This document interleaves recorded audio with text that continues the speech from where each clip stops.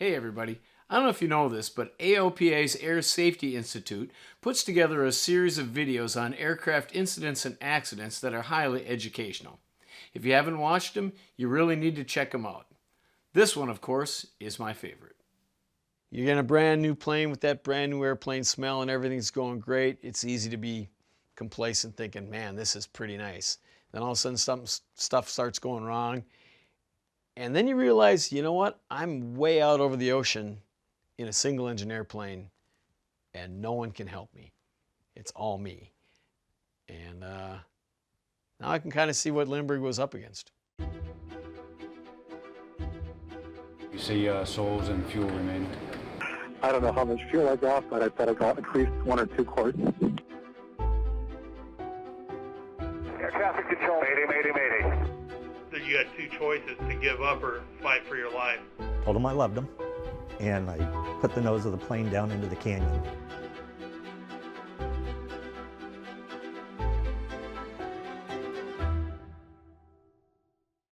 Hi, my name is Kerry McCauley. I'm an international ferry pilot. I've been doing it for over 30 years.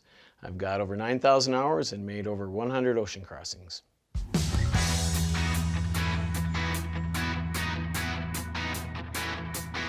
In the summer of 1994, my boss had an F-33 Bonanza that needed to be ferried from Wichita, Kansas, the Beechcraft factory, all the way to Paris, France. Ocean crossing, you want as much reserve as possible, obviously. 3-hour reserve is ideal because if you run into unexpected headwinds or fog over the Azores, I mean, when you're shooting for the islands out in the middle of the Atlantic, if they're fogged in, there's nowhere else to go. You're not going to be able to make Africa or Europe. So you might have to circle for hours waiting for the weather to clear or try to shoot an approach below minimums. You know, when you're going out over the ocean, gas is literally your lifeblood. So on this particular airplane, seeing it was brand new, my boss decided to not do what we typically do for the ferry tank.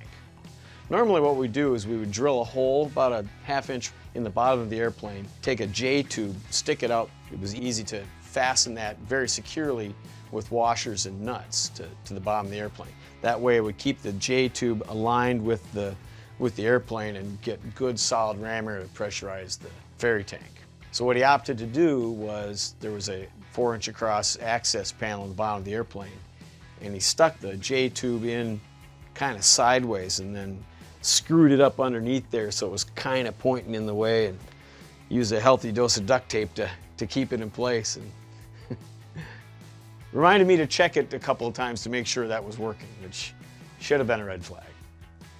So typically once you get the weather packet, you go back to the planning table and sit down for an hour and figure out your whole course. You get latitude, longitude points that you're supposed to hit on your crossing, and you get out the classic E6B flight calculator and figure out your wind drift, your ground speed, or water speed in this case, and how long it's going to take you. Do your fuel burn calculations and see, number one, do you have enough fuel to make this trip with the adequate reserve? The route I was planning was St. Paul to Bangor, Maine.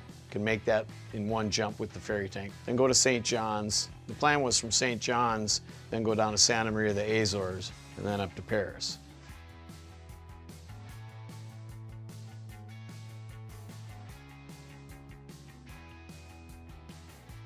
When I got to St. John's and got a weather briefing, I found that we had really strong tailwinds across the Atlantic. And figured, you know, if I can make this in one jump, I'll save a whole day and I can use that extra day to hang out in Paris. And because why wouldn't you? And if I wanted to take advantage of them, I'd kind of have to leave right away because the next day they'd probably be gone. I don't normally like to take off right away without a good night's sleep, especially on a really long 12 to 14 hour flight, but being able to cut a whole day off my trip was very appealing. So basically I fueled up and took off. So one of the most important things when you're ferry flying is fuel management, obviously. If you run out of gas, you're in trouble. So you're always doing fuel calculation, fuel burn calculations, how much gas have I used, what do I have left, where can I get with the gas I have remaining. So on the Bonanza, the way it worked was the ferry tanks fed the wing tanks. So you can't open the ferry tank too early or you'll overflow the wing tanks and dump fuel out, and you kind of need that fuel. So I would usually run the wing tanks down quite a ways for two reasons. Number one, that way when I opened the ferry tank, I didn't have to be quite as diligent. And number two, the more fuel you burn out of the wing tanks, leaving fuel in the ferry tank, the plane would get more and more aft CG, or center of gravity, and a plane that has a more aft CG goes faster. And I like a plane that goes faster. So on the trip from St. Paul to Bangor and then Bangor to St. John's, I experimented with the ferry tank, did some calculations how long it would take to drain down the wing tanks enough to allow ferry fuel from the ferry tank into the wing tanks. Turned out to be about 4 hours. 4 hours would drain down the wing tanks pretty well. So on my crossing to Paris, I hit the 4-hour mark, looked at the wing tank gauges, they were down pretty low, and I opened the ferry tank.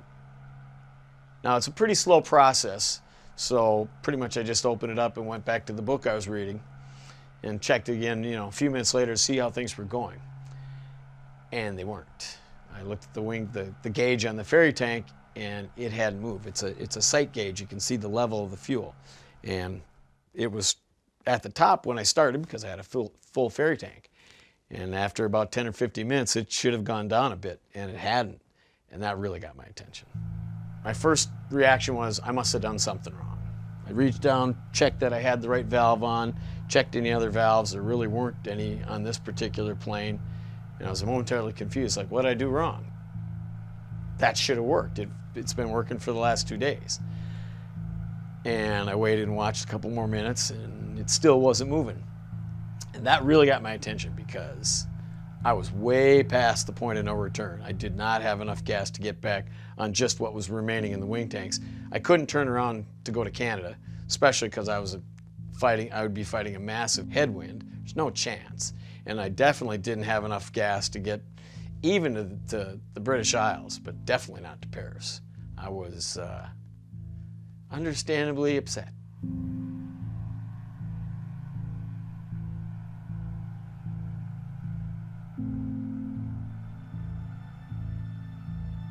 Stop beating yourself up, dumbass.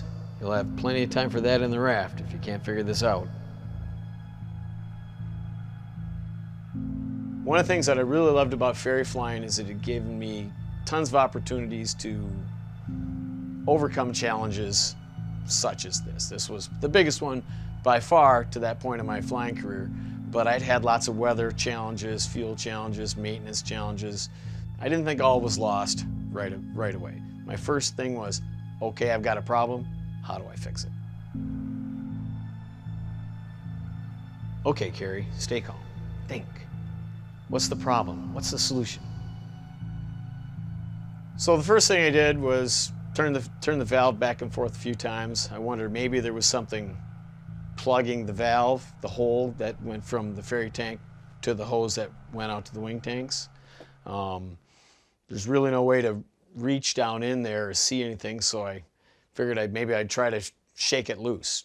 So I secured everything in the cabin as best I could and put the plane through a series of roller coaster moves, as it were. A lot of zero-G stuff, shook the plane up and down, back and forth, trying to dislodge what maybe something was covering that hole. That didn't work, unsuccessful. So then it was time to start analyzing the whole ferry system. Now we had that hose that comes from the bottom of the plane, goes up and mounts into the top of the tank, and that pressurizes the tank. So the simplest way to see if that was working was just to take the top of the ferry tank and open that up and see what was happening. I unscrewed that, and I should have been greeted by a big blast of North Atlantic air coming through there, direct from the outside, but there was no air. So that's when I knew that the ferry tank pressurization system, that line from the outside, wasn't working. I knew I had to figure something out. I needed to pressurize that tank. Now, one of the things I'd been told early on in my career was if that was to happen, was what you could do was open the ferry tank, dive down to sea level, then close the ferry tank. And basically what you're doing is you're putting that sea level air pressure in the tank. Then you climb back up to altitude, and just like a bag of chips will expand if you climb to altitude, the air pressure that's trapped in the ferry tank will force the fuel back out and you'll be able to use it.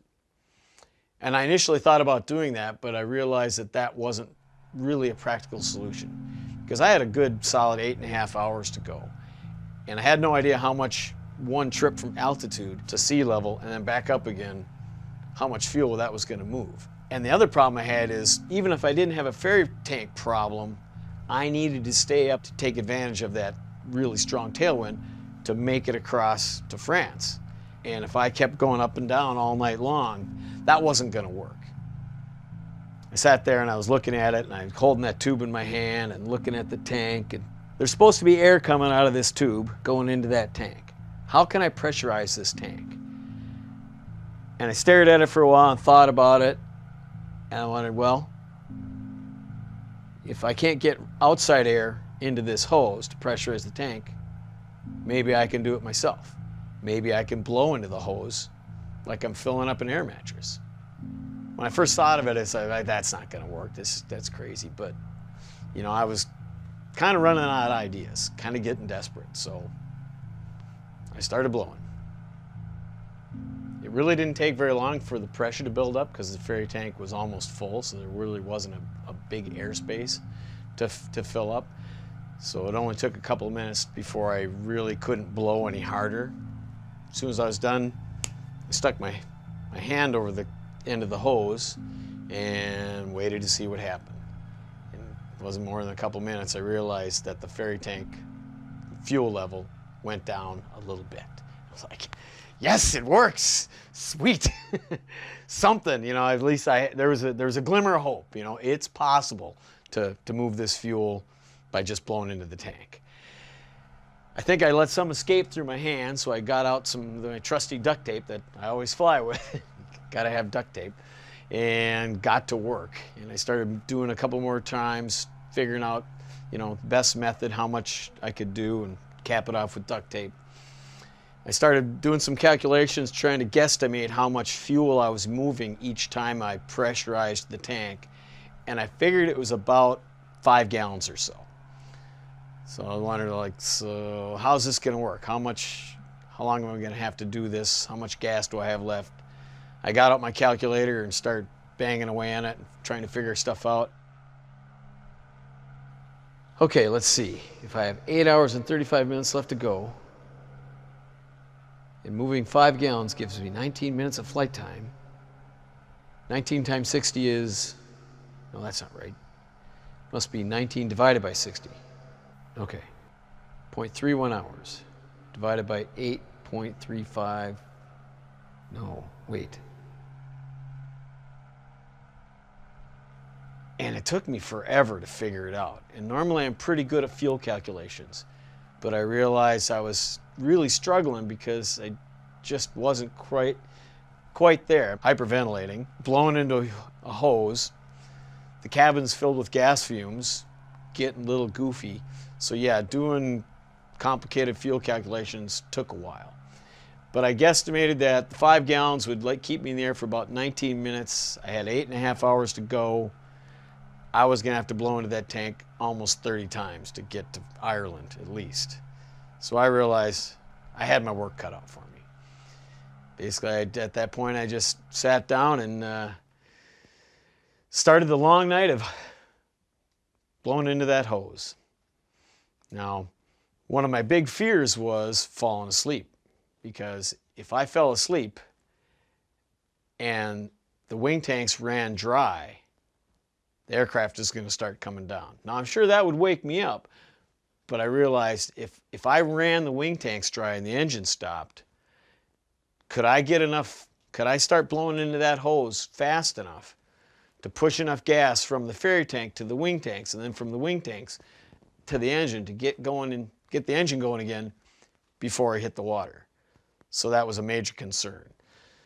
Now, my one possible saving grace was maybe the weather was going to be good in Ireland. You know, maybe I didn't have to go all the way to France. Maybe I could knock 400 miles off my trip and hit the first point of land I could. So as I got closer, I contacted Shannon Oceanic Control and asked him for a weather update for a possible landing in Ireland. Fox Golf India Fox Mike. Current conditions Shannon Airport. Sky obscured, fog. Runway vis range 50 meters. Airport is closed at this time. When I got closer to Ireland and called to see if I could possibly land there, I really had my hopes up. I mean, it was just torture blowing into that hose and trying to stay awake. I didn't think I could do it all the way to France. And when they gave me the news that the airports in Ireland were closed, it was devastating. I didn't know if I was going to make it. It was almost a death sentence. I didn't think I could make it. So I kind of ran through the pros and cons and what are my options. You know, I can declare an emergency and go for it, or I can keep going and try to make it to France. At that point in my ferry flying career, I was very current on instruments. I'd been flying every week for the last 4 years. I'd been doing a lot. I was about as current as you're going to get on instruments. But I realized in the state I was in, to try to shoot an approach to below minimums into a completely closed airport with zero visibility in an airplane definitely not designed for something like that or equipped for it would be suicide. The whole southern tip of the UK was completely socked in. All the airports were closed. So I had no relief. I had to keep blowing into that hose.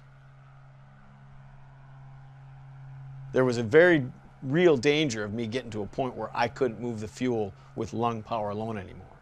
Because as the fuel in the ferry tank got lower and lower, the airspace that I had to fill up with my lungs got larger and larger. So it took longer and longer to build up pressure in that tank to move any gas. So being over land, or at least within reach of land, made me feel a little bit better, but only a little bit, because land isn't smooth. There's hills and mountains and all kinds of stuff to hit, and at night in the fog, probably a pretty good chance I wouldn't survive an impact with the ground. Now if I was over the water, water is relatively level, so if I kept it at minimal controllable airspeed, flaps all the way down, I'd probably survive impact with water even if I couldn't see it. So, I don't know, really wasn't a whole lot of comfort knowing I was over the mountains of Ireland. I think the last 4 hours was the worst because I'd built up hope for landing in Ireland and that had been taken away from me. And then I knew I just had to suck it up and keep going to France. And as the time wore on, it just got worse and worse and worse. And you know, the cumulative effect of blowing in that tank just became hell. But I kind of became almost robotic in my motions. I don't think for a long time I didn't take that hose out of my mouth. I just in through my nose, out through my mouth. So back when I was ferry flying, I had a really good high altitude tolerance. I mean, I was skydiving a lot at the time, so I worked at high altitudes, ferry flying a lot. At that point, I wasn't your normal GA pilot. I mean, I did that all the time. But on this flight, it kind of got the best of me.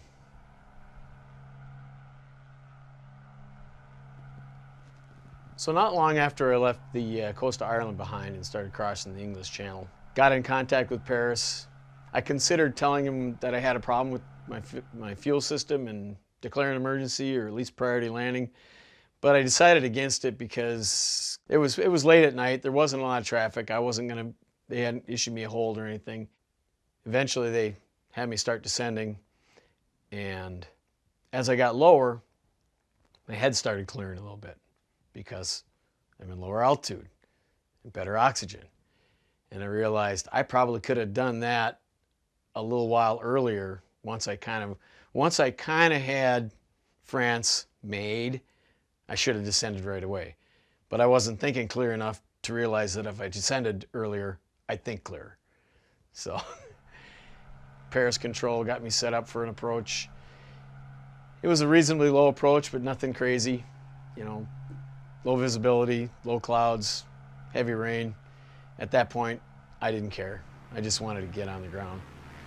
So 12 hours and 50-some minutes after leaving St. John's, I touched down at Le Bourget Airport, and my long night was over.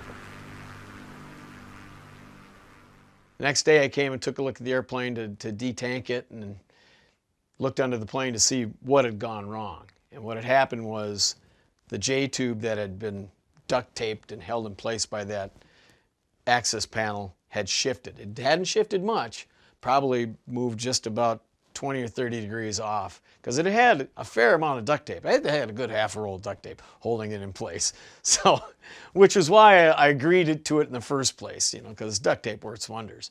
But we probably should have used a whole roll this time.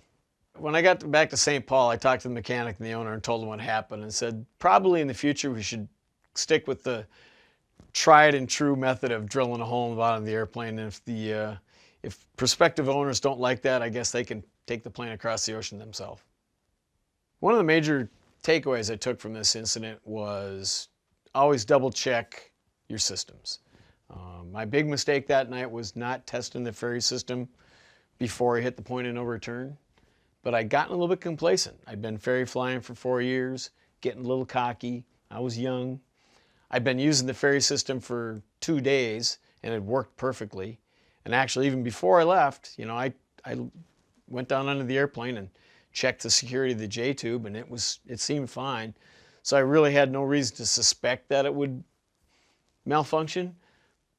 But that's not really a good attitude to have. You should always double check. So when I chose to go direct to Paris instead of going down to the Azores, I was making a calculated risk. A big risk, but a calculated one. Luckily, the winds and law forecasts that they give us are very accurate. You know, we can really rely on those. But it was a risk. I mean, I needed that tailwind to make it across. I needed nothing to go wrong to make it across. And, you know, maybe it wasn't the safest option, but when you're a ferry pilot, you can't always take the safest option. I mean, there's no safest option when you're crossing the ocean in a single-engine airplane. You know, it's dangerous. If one little piece in that engine decides to break, you're in the water. And there's no amount of preparation, no amount of flight planning, no amount of extra gas in the tank that's going to keep you out of the water if that plane breaks. One of the things that ferry flying taught me about flying in general is always have a back door and never give up. Over the United States, it's real easy. There's an airport every 10 miles. They're everywhere. There's tons and tons of options. You know, something goes wrong, fly into bad weather, turn around, go do someplace else. Land, figure it out. But we're, you know, out over the middle of the North Atlantic and something happens. Sometimes you don't have a back door. I was presented with a problem that didn't really seem to have a solution. And I easily could have rolled over and died. You know, if I'd have just said, oh my God, my ferry system isn't working, I'm going in the water. I easily could have done that. But you always have to keep swinging. Even if there's no hope, keep trying. You might get lucky. So a lot of people think that flying a brand new aircraft over the ocean is definitely the way to go. I mean, it's brand new, what can possibly go wrong? I have the exact opposite opinion and experience. I like a plane that's got at least 200-300 hours on it, because that way all the stuff that was done wrong in the factory has already broken and been fixed. And the stuff that's going to wear out and break hasn't quite worn out and broke yet. So a plane with a couple hundred hours on it, great. Brand new airplane always makes me nervous.